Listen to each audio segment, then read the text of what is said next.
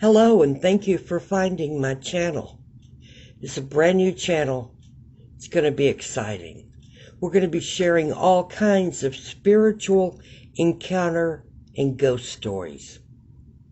Send them in if you got them. These are some that I thought you might like. Enjoy. I was talking to a coworker the other day about an interesting post that I used to work at. This was back in the late 90s. It was a hospital that had closed down.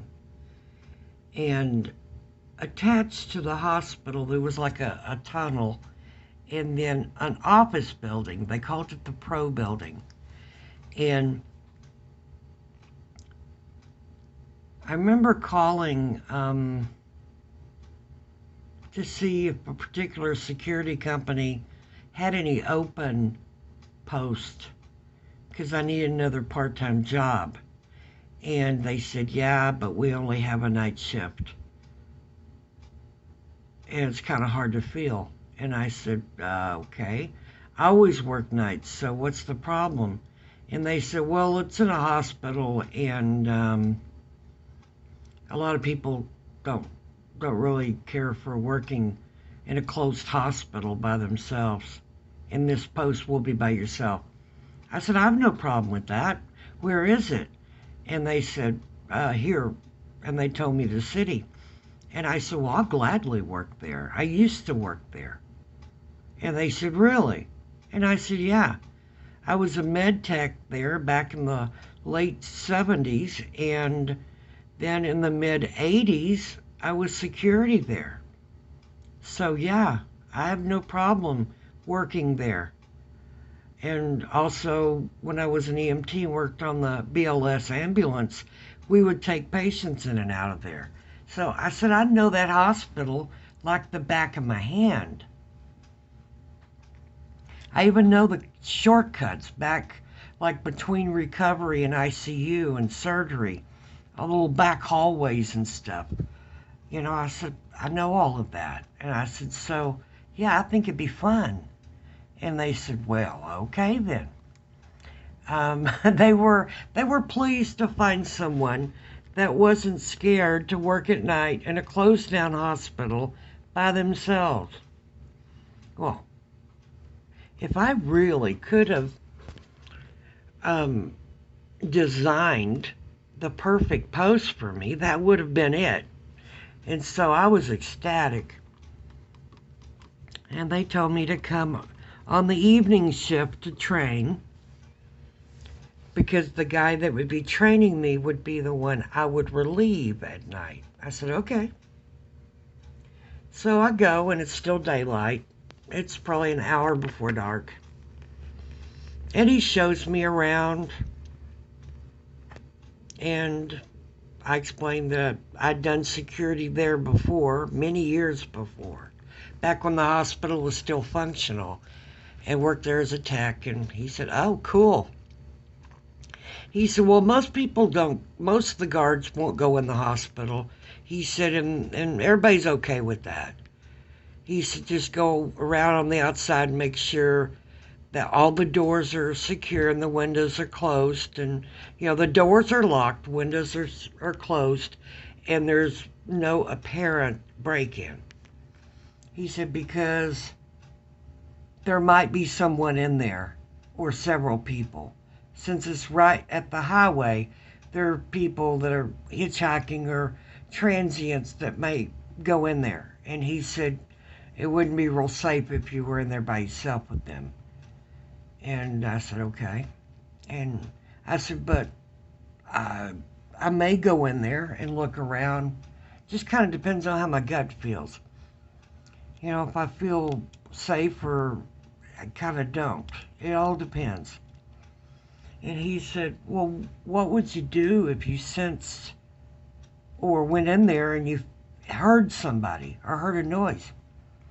I said, well, I'd freeze, not make any noise, be real quiet, listen to see if it might be I would try to ascertain if it was an animal or a person or numerous people, what direction they were coming from, what they were doing,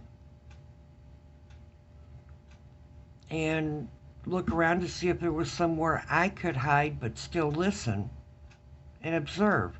And I said, really, I do know this hospital well. And I said, so wouldn't be hard for me to find somewhere. He said, well, that's pretty smart. Okay. And of course, we were unarmed. And he said, but I can't tell you, you shouldn't have tear gas or mace or stun gun because it would kind of be smart if you did, but we're not supposed to have it, but it would be understood. You know, we'd understand. And I said, yeah, I get you. I'll make sure things are cool. He said, okay.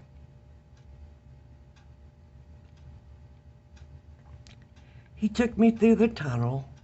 We went in probably 20 feet into the hospital, and he was kind of explaining where things, this is what the guards do or whatever. And he said, but you don't have to.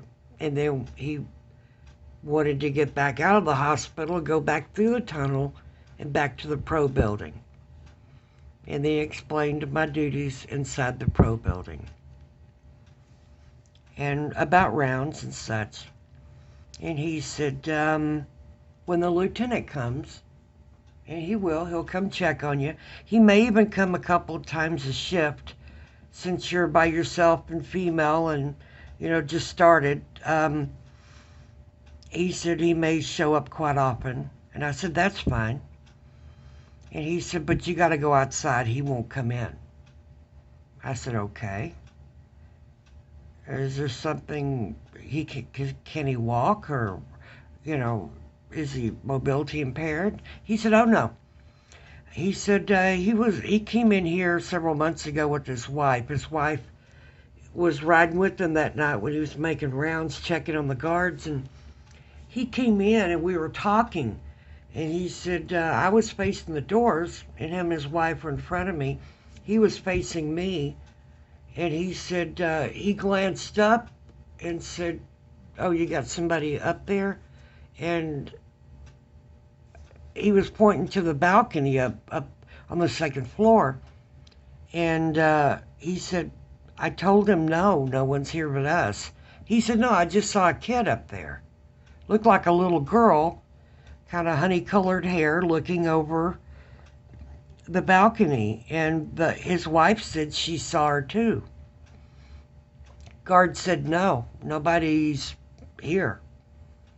So one of them took the elevator, another one of them went up on the stairwell and went up to the second floor. They checked all the doors, all the offices, all of them were locked. There were no kids anywhere. And so then they went downstairs and went around the building to see if maybe a doctor had pulled up out back, because they had covered parking for the doctors out in the back. And they thought maybe a doctor had pulled up and then came in the back door with this kid and went up there, and they didn't know, the guard didn't know. But there were no cars anywhere. And the lieutenant got kind of spooked. He said he wasn't going to come back in there and that the guard would have to come outside. Unless it was an emergency and, to where something happened and they had to call the cops, he wasn't going to come inside again. And so I said, all right, okay. Now, he told me that he had seen a reflection by looking out the office area where we were stationed was an old pharmacy. Right inside the door, it was on the right. It was an old pharmacy. And all the shelves were still in it, but of course no medicine and no register and, those kinds of things. There were some chairs and a desk in the back for us, but pretty much nothing else. And he said he would sit there and look towards the lobby area, and Across from the pharmacy area was nothing but a big wall of glass. Nothing but windows all the way up. I guess there's 3 stories there, if I remember correctly. And it was 3 stories of glass windows. And he said he has seen movement from the second floor, a reflection off of the window. He said, so I concur that there is something here. And he said, no, I didn't see that it was a little girl, I just saw movement. But there is something that comes here. And he said, it's obviously a ghost. And I said, cool. He looked at me kind of strange. Kind of shook his head. Well, the very next day, I went to Goodwill and thrift store looking for some of those toys like they had back in the 60s and 70s that you pull on, has little rollers on the bottom, and you pull the string and you drag them behind you and they make a noise or whatever when you pull them. Kind of like a little wagon type thing, but you pull, it's got a rope on it. You just drag them behind, the little baby, toddlers drag them behind them and they make noise. Well, I found a couple of those and bought them, took them to work, put them up there on the balcony, and nothing. Nothing. They didn't make noise, they didn't move. So I bought a little red ball and put between the two and just begged for the little girl ghost to come. Nothing. She wouldn't come for anything. No matter what toys I'd bring, she didn't want to play. And so I always wondered, did she show up? Was that just like a fluke? She shows up and, in and out, she's gone, and I just so happened to never catch her? Or did she only show up to people and be around to people that she knew would freak out? And she refused to come because I wanted her there. I don't know. Can't make sense out of that one. But,